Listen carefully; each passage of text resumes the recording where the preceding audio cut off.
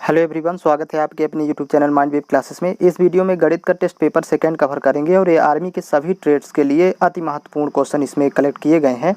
और जिन लोगों को अभी आर्मी का एग्जाम देना है करंट में, तो उनके लिए अति महत्वपूर्ण क्वेश्चंस हैं, तो वो ध्यान से वीडियो देखेंगे। और देखते हैं यहाँ पर पहला प्रश्न है, 30 से 50 के बीच कितनी भाज्य संख्याएं हैं। यहाँ पर चर्चा किया भाज्य। भाज्य का मतलब होता है कि जो संख्या स्वयं और एक के अलावा किसी अन्य से कटे। तो सबसे पहले तो 30 और 50 के बीच की संख्याएं सभी लिख लेंगे और फिर काउंट करेंगे कितनी भाज्य संख्याएं हैं। यहाँ पर देखिएगा 30 से 50 के बीच की पहले सभी संख्याएं लिख लिए, ये 49 तक 31 से। अब देखें पहले अभाज्य संख्या को अलग कर लेंगे, तो ये पहली अभाज्य संख्या है। अभाज्य का मतलब जो स्वयं और एक से ही कटेगी, स्वयं और एक से। तो 31 हो गई अभाज्य। इसके बाद डायरेक्ट 37 होती है, फिर यहाँ आएंगे तो 41, 43 और 47, ये अभाज्य संख्याएं हैं। तो भाज्य संख्याएं बाकी बची जो स्वयं और एक के अलावा अन्य से कटेंगी, तो 1, 2, 3, 4, 5, 6, 7, 8, 9, 10, 11, 12, 13, 14। तो यहाँ पर 30 से 50 के बीच भाज्य संख्याओं की संख्या 14 होगी। नेक्स्ट क्वेश्चन देखेंगे इसी का। रोमन संकेत पद्धति में सी का मान है। तो देखिएगा रोमन संकेतन पद्धति में यक्स का मतलब होता है 10, सभी को देख लेंगे। यल का मतलब होता है 50, सी का मतलब होता है 100, यहाँ सी का मान ही पूछा है। और डी का मतलब होता है 500, इसको देख लेंगे। और यम का मतलब यम कहीं लिखा होगा तो 1000। तो ये ध्यान रखना है, ये एग्जाम में पूछ सकता है इनमें से किसी का। तो नेक्स्ट क्वेश्चन है, 1200 के गुणनखंड हैं। यहाँ पर ध्यान देंगे, डायरेक्ट इसको करेंगे गुणनखंड में। देखिएगा जैसे ये लिखा है संख्या 1200, तो सबसे पहले शून्य का बनता है 2 और 5 से, मतलब 2 5 के गुणा से एक शून्य बनता है, 2 5 के जोड़े से। तो शून्य का 2 5 हो गया। इस शून्य का मतलब भी हो जाएगा 2 गुणे 5। और 12 का मतलब हो जाएगा 12 गुणनखंड कर लेंगे, 2 दूनी 4 तिहाई 12।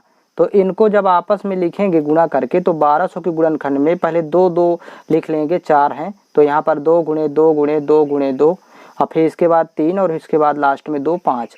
तो गुणे यहाँ हो गया 3, गुणे ये हो गया 5। तो ये 1200 को पूर्णखंड करने में टाइम लगेगा। इसको पहले 2 से कैंसिल आउट करेंगे तो 600। इस तरह से ये प्रोसेस होती है। इसको डायरेक्ट यहीं पर गुणनखंड कर लेंगे। नेक्स्ट क्वेश्चन देखते हैं, किसी संख्या का 1/3 का 1/4 78 है, तो मूल संख्या क्या होगी। तो इसका सीधा सीधा मूल संख्या x मान लेंगे। और x का मतलब गुणा होता है 1/3, फिर का लिखा है तो यहाँ गुणा होगा 1/4 और बराबर दिया है 78। तो यहाँ पर सीधा सीधा होगा 3 चौक 12, 12 का गुणा 78 से कर देंगे तो मूल संख्या आ जाएगी x का मान। तो 12 8 96, 3 चौक 12, 12 का 78 गुणा कर। नेक्स्ट क्वेश्चन, 1/2 प्लस 1/4 प्लस 3/4 बराबर क्वेश्चन मार्क। ये भिन्न दी हुई है, तो यहाँ पर देखेंगे, यहाँ 1/2 प्लस 1/4 प्लस 3/4। तो यहाँ पर देखिए हर समान किया जा सकता है। ये 4 है, ये 4 है, तो इसको भी 4 बनाने के लिए 2 का गुणा हर में करेंगे और 2 का अंश में। तो ये तो 2 दूनी 4 हो जाएगा, हर समान हो गया। तो अब सीधा सीधा अंशों को जोड़ लेंगे। यहाँ पर 2 1 कम 2, धन 1 धन 3, इसको लिखेंगे 2 धन 1 धन 3, और बटे में आ जाएगा 4। और इसी को जब सॉल्व करेंगे तो वैल्यू हो जाएगी 3 1 4 2 6, 6/4। 2 से कैंसिल आउट करेंगे, 2 दूनी 4, 2 तिहाई 6। तो ये इसका सोल्यूशन होगा 3/2। नेक्स्ट क्वेश्चन देखेंगे, छठवां क्वेश्चन देखिएगा, 0.22 गुणे 0.22 माइनस 0.11 गुणे 0.11 बटे 0.33 का मान क्या होगा।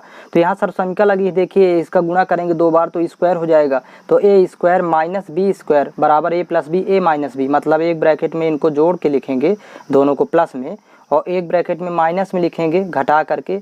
अब देखिए सरसमिका से अंश में तो इतना हो गया, फिर बटे लिखा हुआ है हर में 0.33।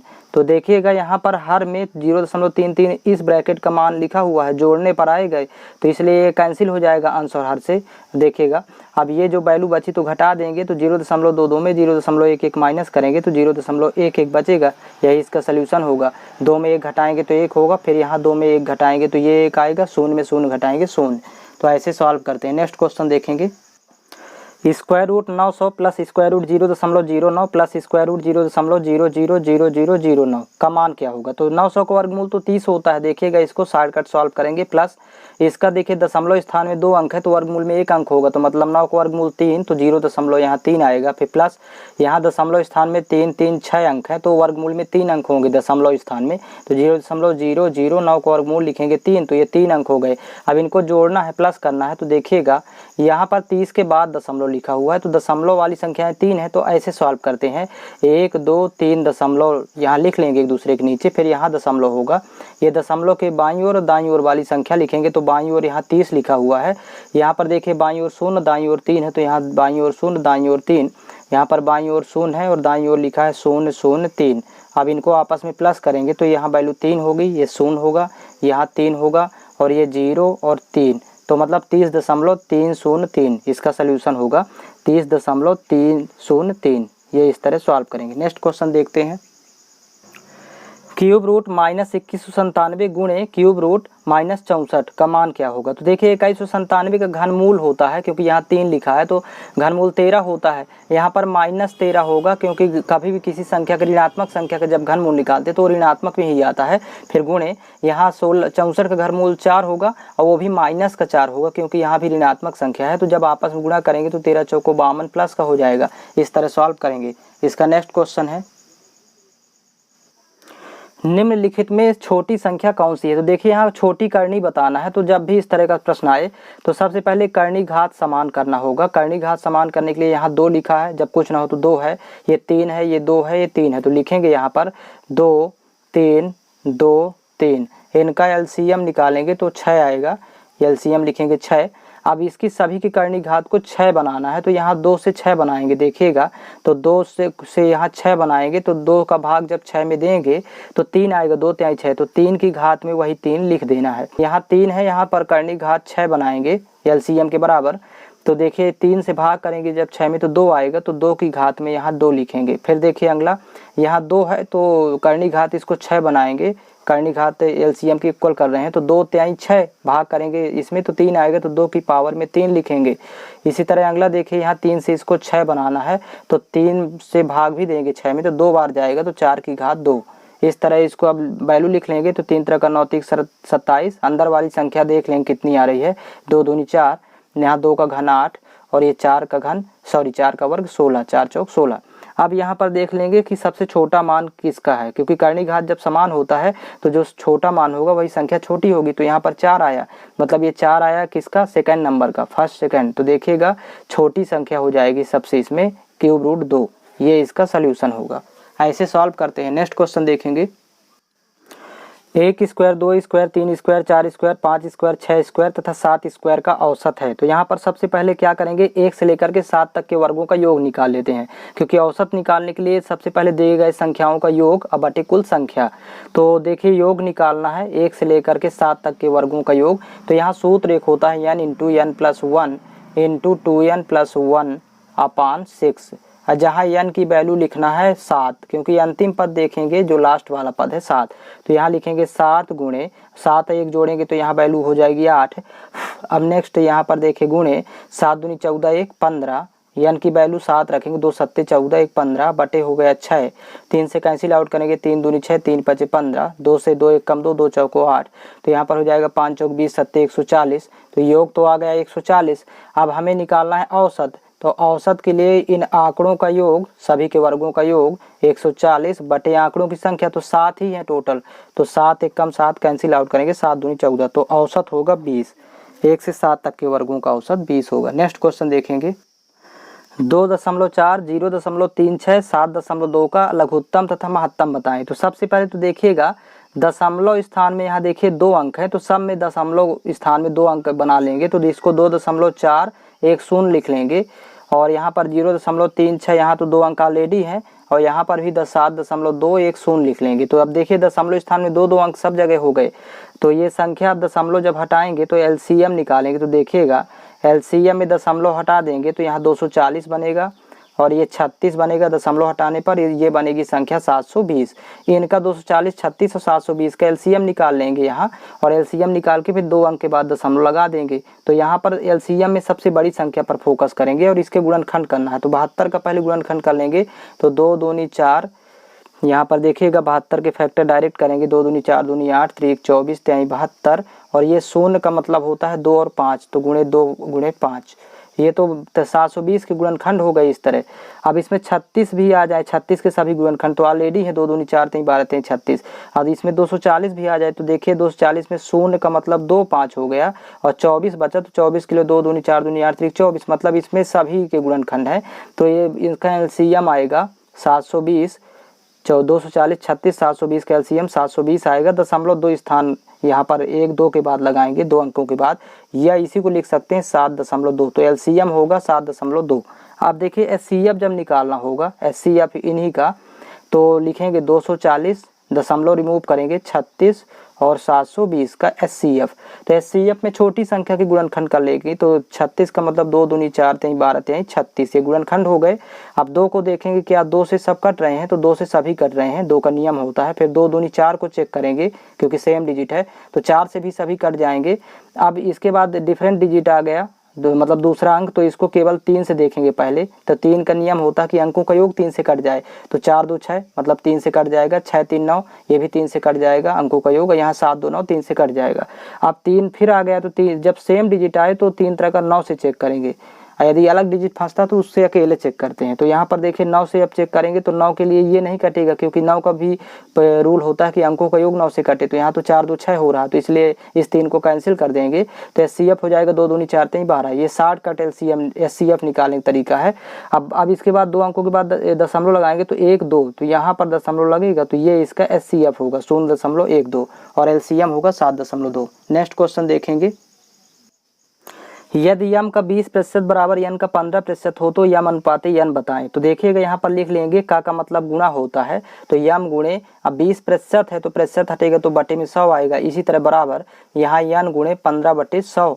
अब सीधा सीधा 100 कैंसिल हो जाएगा, 5 से 5 3 15 5 चौक 20। तो देखिए यम के बटे में जब यन आएगा तो देखिए यम बटे यन तो लिख लेंगे बराबर, आप 3 के बटे में 4 को ले जाएंगे तो 3/4, या इसी को लिखेंगे 3:4 होगा। ये इस तरह से सॉल्व करते हैं। नेक्स्ट इसका देखिएगा, एक कार का मूल्य 50,000 रुपये से बढ़कर 60,000 रुपये हो गया, तो मूल्य में कितने प्रतिशत की वृद्धि हुई। तो देखिए पहले मूल्य था 50,000 समझिएगा, और ये बढ़ करके हो गया 60,000। तो यहाँ पर ध्यान देंगे कि पहले कितना वृद्धि हुई, पहले कितना बढ़ा, तो 10,000 बढ़ा, तो पहले लिखेंगे कितना, तो यहाँ पर इसको लिखते हैं ऊपर कितना बटे किस से, तो बढ़ा 50,000 से गुणे 100। जब भी प्रतिशत निकालना हो तो इस तरह लिखा जाता है, कितना बढ़ा और किससे बढ़ा गुणे 100। तो ये 0 0 कैंसिल, 4 0 ये आंसर से, 5 1 5 5 दूनी 10, तो 20%।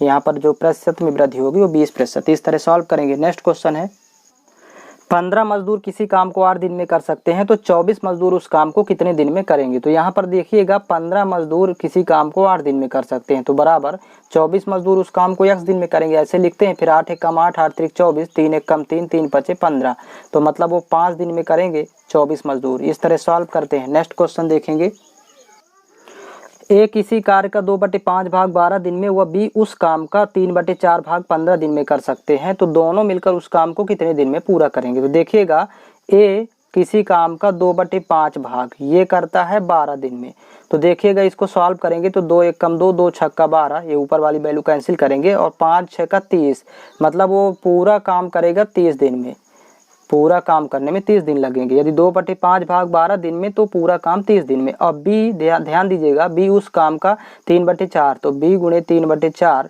बराबर ये 15 दिन में, 3/4 भाग 15 दिन में करता है, तो 3 1 कम 3 3 5 15, 4 5 यहाँ पर गुणा करेंगे तो 20 दिन में। बी उस काम को करेगा अकेले 20 दिन में। दोनों मिलकर कितने दिन में करेंगे, तो इसको 60 ट्रिक लिखेंगे, 30 गुणे 20 जब मिलकर पूछे, और बटे 30 + 20, ऐसे सॉल्व कर लेते हैं। तो यहाँ पर 30 गुणे 20 बटे 30 20 50 हो जाएगा, तो 0 0 कैंसिल, 5 1 कम 5 5 6 30, तो 6 दूनी 12 दिन, दोनों मिलकर काम करेंगे 12 दिन में। इसमें ट्रिक यूज कर देंगे। नेक्स्ट क्वेश्चन देखते हैं, रंजीत विक्की और अजीत की आयु में 1:2:3 का अनुपात है, यदि उनकी औसत आयु 24 वर्ष है तो 3 वर्ष बाद रंजीत कितने वर्ष का होगा। तो यहाँ पर देखेंगे रंजीत विक्की और अजीत की आयु का अनुपात दिया है यहाँ पर 1:2:3। अब कह रहा है कि उनकी औसत आयु 24 वर्ष है तीनों की, तो कुल आयु हो जाएगी, यदि गुणा करेंगे 3 गुणे 24 कुल आयु के लिए, तो यहाँ पर 24 3 72 हो जाएगा, तो 72 वर्ष होगी कुल आयु यहाँ पर तीनों की कुल आयु। लेकिन अनुपात में कुल आयु हो रही है 3 2 5 1 6, जोड़ने पर 6 बराबर 72, तो 6 कम 6 और यहाँ पर 12×72 मतलब 1 अनुपात की वैल्यू 12 के बराबर होगी। तो कह रहा है कि 3 वर्ष बाद रंजीत की कितने वर्ष का होगा। तो पहले वर्तमान में रंजीत देखिए 1 अनुपात में 1 ही दिया है, 1 बराबर 12 वर्ष, और 3 वर्ष बाद कितना होगा तो 3 और जोड़ देंगे तो 12 3 15 वर्ष। 3 वर्ष बाद रंजीत हो जाएगा 15 वर्ष। नेक्स्ट क्वेश्चन देखेंगे, 3000 रुपये का 10% वार्षिक दर से 73 दिन में कितना ब्याज मिलेगा। तो देखिए ब्याज का सूत्र होता है SI बराबर मूलधन गुणे, तो मूलधन तो 3000 है, गुणे दर दिया है 10% और समय दिया है दिन में 73 दिन, तो इसको वर्ष में चेंज करेंगे तो 365 से भाग करेंगे बटे 100, तो 100 गुणे यहाँ पर 365 और गुणे में लिख देंगे क्योंकि दिन को वर्ष में चेंज करना है, तो 365 बटे में आएगा। तो यहाँ से देखिएगा 0 0 ये कैंसिल आउट हो जाएगा, ये 0। अब देखिएगा यहाँ से 5 से कैंसिल आउट करेंगे, 5 दूनी 10, यहाँ पर हो जाएगा 5 7 35 और 1 15 हुआ, 5 3 15, 73 से 73 कैंसिल होगा तो 30 दूनी 60, तो मतलब यहाँ 60 रुपये होगा ब्याज। नेक्स्ट क्वेश्चन देखेंगे, किसी राशि का चक्रवृद्धि ब्याज व साधारण ब्याज का अंतर 4% वार्षिक ब्याज की दर से 2 साल में 2 रुपये होता है, तो वह राशि क्या है। तो सबसे पहले देखिएगा जब भी चक्रवृद्धि ब्याज और साधारण ब्याज का अंतर दिया हो तो अंतर का पहले एक फार्मूला लिख लेते हैं, वो भी 2 वर्ष के लिए। तो अंतर D बराबर, डिफरेंस D बराबर, वो भी ये अंतर चक्रवृद्धि ब्याज और साधारण ब्याज का है, P × R बटे 100 की पावर में रहेगा 2, क्योंकि 2 वर्ष के लिए है तो पावर में 2।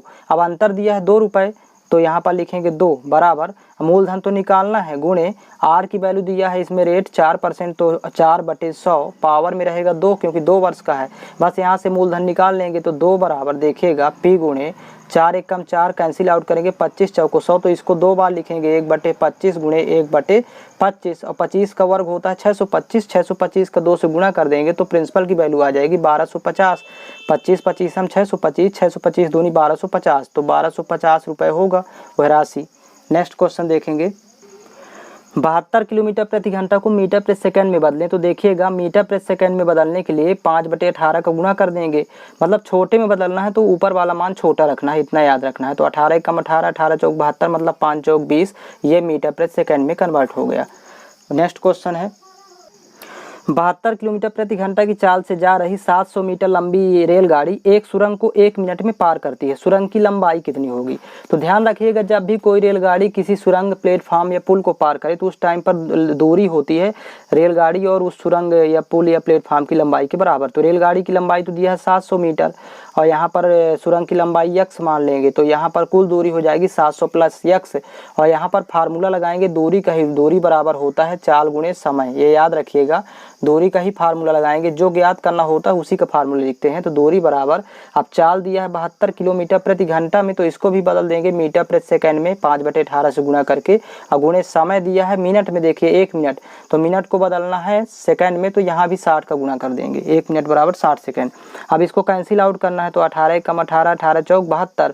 अब यहाँ पर देखिए 700 प्लस x बराबर, ये दोनों तरफ की यूनिट समान हो गई, 5 चौक 20, छक्का 120, मतलब यहाँ पर एक 0 लगाएंगे 1200, तो x बराबर जब 775 करेंगे तो वैल्यू 500 होगी, तो 500 मीटर लंबी सुरंग होगी, सुरंग की लंबाई 500 मीटर। नेक्स्ट क्वेश्चन देखेंगे, धारा के अनुकूल एक नाव की चाल 18 किलोमीटर प्रति घंटा और धारा के प्रतिकूल नाव की चाल 14 किलोमीटर प्रति घंटा है, तो धारा की चाल बताओ। तो यहाँ पर सबसे पहले लिख लेंगे नाव की चाल, देखिएगा इसमें 4 वेरिएबल होते हैं, नाव की चाल, ये हो गई धारा की चाल, इनके फार्मूले भी आना चाहिए। तो देखिएगा इसमें यहाँ पर लिखेंगे धारा के अनुकूल चाल, धारा के अनुकूल, और नीचे इसी में लिख लेंगे धारा के प्रतिकूल, ये 4 वेरिएबल हो जाएंगे, धारा के प्रतिकूल चाल, धारा के प्रतिकूल। अब इसमें ध्यान देंगे जो वैल्यू दिया है पहले उसको लिख लेंगे। तो धारा के अनुकूल नाव की चाल दिया है 18 किलोमीटर प्रति घंटा, तो यहाँ लिखेंगे 18 किलोमीटर प्रति घंटा, और धारा के प्रतिकूल दिया है 14 किलोमीटर प्रति घंटा, तो यहाँ पर ये लिख गया 14 किलोमीटर प्रति घंटा। लास्ट में धारा की चाल पूछ रहा है, तो जब भी धारा की पूछे तो इन दोनों को घटा के आपस में 2 से भाग कर देते हैं, तो यहाँ घटाएंगे तो 4 वैल्यू बचेगी, 18 में 14 और बटे 2, तो यहाँ पर 2 आएगा, 2 किलोमीटर प्रति घंटा धारा की चाल हो गई। यदि नाव की चाल पूछता तो नाव की चाल निकालने के लिए यहाँ पर दोनों को जोड़ देते और फिर 2 से भाग करते, इस तरह इसको फाइंड आउट करते हैं। नेक्स्ट क्वेश्चन देखेंगे, एक बढ़ई एक स्टूल को 1350 रुपये में बेचकर 10% हानि उठाता है। 1650 रुपये में बेचने पर उसे कितने प्रतिशत का लाभ होगा? तो ध्यान दीजिएगा, सबसे पहले देखिए 10% की हानि उठाता है तो बिकी वो 90% में। यदि 10% हानि उठाया तो 90% में बिकी है। 90% बराबर दिया 1350। तो यहीं से देखिएगा 0 0 कैंसिल, 9 1 कम 9, यहाँ पर 15 नहीं है 135, मतलब 1% की वैल्यू कितनी आ जाएगी? 15। अब क्रय मूल्य होगा उसका 100%, तो 100 पहले सीपी निकालेंगे क्रय मूल्य, तो 100 गुणे 15 कर देंगे तो वो वस्तु खरीदा था 1500 में, यहाँ पर इसका क्रय मूल्य हो गया 1500। तो लिख भी लेंगे सीपी हो गया 1500। अब यहाँ पर दिया है एसपी, देखिए यदि वो कह रहा है कि 1650 में बेचे तो एसपी दिया है 1650, तो उसको प्रॉफिट होगा क्योंकि ज़्यादा में बेच रहा है, तो प्रॉफिट होगा कितने का? 150 का, क्योंकि 150 रुपये का, तो प्रॉफिट 150 का होगा तो परसेंट प्रॉफिट भी निकाल लेंगे। तो प्रॉफिट अपान सीपी होता है, सीपी दिया है 1500 और गुणे यहाँ हो जाएगा 100, तो 0 0 ये कैंसिल होगा, 15 एकम 15, यहाँ पर देखिए 10 आएगा, 15 धाम 150, तो प्रॉफिट परसेंट 10%, मतलब 10% का लाभ होगा। नेक्स्ट क्वेश्चन देखेंगे। एक कमरा 10 मीटर लंबा, 8 मीटर चौड़ा और 6 मीटर ऊंचा है। कमरे की चारों दीवारों का क्षेत्रफल, तो चारों दीवारों का क्षेत्रफल होता है, देखिएगा यहाँ पर 2 गुणे लंबाई धन चौड़ाई और गुणे ऊंचाई, बस इसी में वैल्यू पुट कर देंगे, 2 गुणे लंबाई धन चौड़ाई गुणे ऊंचाई, तो 10 8 18 हो जाएगा, तो 2 गुणे 18 और गुणे 6, तो 18 दूनी 36, 36 गुणे 6 करेंगे तो 216, और यहाँ पर मीटर दिया है तो मीटर स्क्वायर में निकालेंगे, क्षेत्रफल निकाल रहे हैं मीटर स्क्वायर। नेक्स्ट क्वेश्चन देखेंगे। 3 मीटर भुजा वाले घन में से 3 सेंटीमीटर भुजा वाले कितने घन बनाए जा सकते हैं? तो यहाँ पर देखिए संख्या पूछ रहा है। जब भी इस तरह पूछे कि कितनी संख्या की चर्चा करें तो बड़ी आकृति का आयतन ऊपर लिखेंगे, घन है तो इसमें आयतन लिखेंगे, और छोटी आकृति का नीचे। तो यहाँ पर बड़ी आकृति यहाँ 3 मीटर वाली भुजा वाला घन है, तो यहाँ पर देखिए घन का आयतन होता है भुजा गुणे भुजा गुणे भुजा, तो 3 बार लिखेंगे। अब मीटर को सेंटीमीटर में बदलना है तो 100 का गुणा भी करते जाएंगे, तो यहाँ पर 3 बार गुणा करेंगे और 100 का साथ में गुणा करेंगे सेंटीमीटर में बदलने के लिए, इस तरह से 3 गुणे 100। अब बटे देखिएगा छोटी आकृति होगी, ये 3 सेंटीमीटर ऑलरेडी सेंटीमीटर में दिया है, तो छोटे घन का आयतन ये भी 3 गुणे 3 गुणे 3, यहाँ पर देखिए 3 3 कैंसिल हो जाएगा ये आपस में, तो जब इसको गुणा करेंगे आपस में तो 6 शून्य आएंगे एक के बगल में, तो ये संख्या होगी बनाए जा सकने वाले घनों की। नेक्स्ट क्वेश्चन देखेंगे। X square minus 4x minus 21 के गुणनखंड, तो देखिएगा यहाँ पर जब भी इस तरह का गुणनखंड की चर्चा करें तो बीच वाले पद को, ये -4x को 2 पदों में बांटना है कि गुणा करने पर 21 आ जाए, वो भी माइनस का 21, और जोड़ने घटाने पर -4। तो यहाँ पर देखिएगा एक्स स्क्वायर माइनस 7x और प्लस 3x, बड़ी संख्या ऋणात्मक लेंगे तो घटाने पर 4 बचेगा, 7 3 21, गुणा करने पर माइनस का 21। अब प्रथम 2 पदों में कामन लेंगे तो x कामन है यहाँ पर, तो x -7, और अगले में कामन लेंगे 3 ताकि यही गुणनखंड बचे x -7, तो एक गुणनखंड हो जाएगा x -7 और दूसरा गुणनखंड ये बाहर वाली संख्या हो जाएगी x + 3। तो ऐसे गुणनखंड करते हैं। नेक्स्ट क्वेश्चन देखेंगे। यदि 2x x + 10 व 3x + 2 समांतर श्रेणी में है तो x का मान क्या होगा? तो यहाँ पर ऑप्शन से x बराबर 6 पुट करेंगे, ऑप्शन में दिया हुआ है तो ऑप्शन से 6 रखना है। तो देखिए 2 गुणे 6 करेंगे तो 2 छक्का 12, फिर यहाँ पर 6 रखेंगे तो 10 6 16 हो जाएगा, और यहाँ 6 रखेंगे 3 6 18 2 20 हो जाएगा। तो ये तीनों के मान प्राप्त हो गए। अब समांतर श्रेणी का मतलब होता है कि अंतर समान हो, तो यहाँ पर देखिएगा 12 4 16, 16 4 20, 4 4 का डिफरेंस हो रहा है, तो अंतर समान हो तो वही समांतर श्रेणी होती है। तो ऐसा मान पुट करें, x की वैल्यू ऐसी रखें कि अंतर समान आए, तो 12 4 16 4 20, 4 4 का डिफरेंस आ रहा है तो इसलिए x का मान 6 आएगा। नेक्स्ट क्वेश्चन देखेंगे। 47 क्यूब माइनस 42 क्यूब अपान 47 square plus 42 square plus 47 into 42 बराबर क्वेश्चन मार्क। जब भी इस तरह के प्रश्न आए तो अंश में देखिए कि घनों का अंतर है, दो संख्याओं के घनों का अंतर, तो यहाँ सीधा सीधा घटा देंगे 47 में 42, मतलब a और b के मान को घटा देंगे, सरसमिका यहाँ लगती है तो वैल्यू आ जाएगी 5 और यही इसका आंसर होगा। नेक्स्ट क्वेश्चन देखेंगे। x + 2 बटे x - 1 बराबर 5 बटे 2 का हल होगा। तो यहाँ पर हल का मतलब x का मान क्या होगा? तो तिर्यक गुणा करेंगे तो 2x, यहाँ पर तिर्यक गुणा करने पर 2x प्लस 2 का 2 से गुणा करेंगे 2 दूनी 4 बराबर 5 का गुणा दोनों से करेंगे तो यहाँ पर वैल्यू 5x और -1, 5 1 कम 5, यहाँ पर हो जाएगा 5। अब देखिए पक्षांतर करेंगे, 5x जब इधर आएगा तो -3x हो जाएगा, 2x में 5x घटाएंगे और यहाँ पर 4 उधर जाएगा तो -4 और -5 -9 कैंसिल करेंगे, माइनस 3 1 कम 3, 3 3 का 9, मतलब x की वैल्यू यहाँ पर प्राप्त होगी 3। नेक्स्ट क्वेश्चन देखेंगे। दो समपूरक कोण का अनुपात 3:2 है तो छोटे कोण का मान क्या होगा। तो यहाँ पर देखेंगे 3:2 दिया हुआ है। समपूरक कोणों का योग 180 अंश होता है, लेकिन अनुपात में देखें जोड़ेंगे तो योग होता है 5 और 5 बराबर 180। तो एक अनुपात की वैल्यू हो जाएगी 5 × 15 5 × 30 36 होगा। एक अनुपात की वैल्यू 36 डिग्री। तो देखिए छोटे कोण का मान अनुपात में 2 है तो 2 अनुपात की वैल्यू निकालेंगे तो 2 × 36 करेंगे तो 36 दूनी 72 डिग्री होगा छोटे कोण का मान। इस तरह सॉल्व करेंगे। नेक्स्ट क्वेश्चन है, एक बेलन की त्रिज्या 7 सेंटीमीटर व ऊंचाई 10 सेंटीमीटर हो तो इसका आयतन घन सेंटीमीटर में व वक्र पृष्ठ का क्षेत्रफल वर्ग सेंटीमीटर में निकालें। तो सबसे पहले देखिएगा यहाँ पर जब आयतन निकालना होगा तो बेलन का आयतन होता है πr²h। अब यहाँ पर वैल्यू पुट करेंगे, पाई की वैल्यू 22/7 इंटू त्रिज्या दिया है 7 तो यहाँ 7 × 7 2 बार इंटू ऊंचाई दिया हुआ है देखिएगा 10 है तो यहाँ पर रखेंगे 10। तो 7 से 7 कैंसिल तो यहाँ पर देखिए 22 × 7 = 154 और गुणे कर देंगे 10 तो आ जाएगी वैल्यू 1540। 1540 से आयतन है तो सेंटीमीटर क्यूब होगा। अब देखिए यहाँ पर संपूर्ण पृष्ठ वक्र पृष्ठ निकालना है तो वक्र पृष्ठ का सूत्र लिखेंगे तो बेलन का वक्र पृष्ठ होता है 2πrh। अब यहीं पर वैल्यू पुट करेंगे तो 2 × पाई की वैल्यू 22/7 इंटू त्रिज्या दिया है 7 ऊंचाई दिया है 10 तो 7 से 7 कैंसिल तो 22 दूनी 44 धाम 440 सेंटीमीटर स्क्वायर। इस तरह फाइंड आउट करेंगे ये दोनों वैल्यू। नेक्स्ट क्वेश्चन देखेंगे, इसमें इतने ही क्वेश्चन कवर करते हैं और इसमें रीजनिंग के लिए एक वीडियो अलग से बना देंगे तो इसमें कम से कम 40 से 50 प्रश्न एक साथ कलेक्शन हो जाएगा। और आप लोग सभी वीडियो प्लेलिस्ट से फाइंड कर सकते हैं, प्लेलिस्ट बना हुआ है उसमें सबसे पहले आप लोग टॉपिक वाइज वीडियो लगा डालिए और उसमें practice set SK Ram Singh Yadav का भी उसमें सॉल्व दिया हुआ है और इसके बाद इन क्वेश्चन को लगा लेंगे तो आपका मैथ का एक भी क्वेश्चन एग्जाम में नहीं छूटेगा। तो इसमें इतना ही होगा।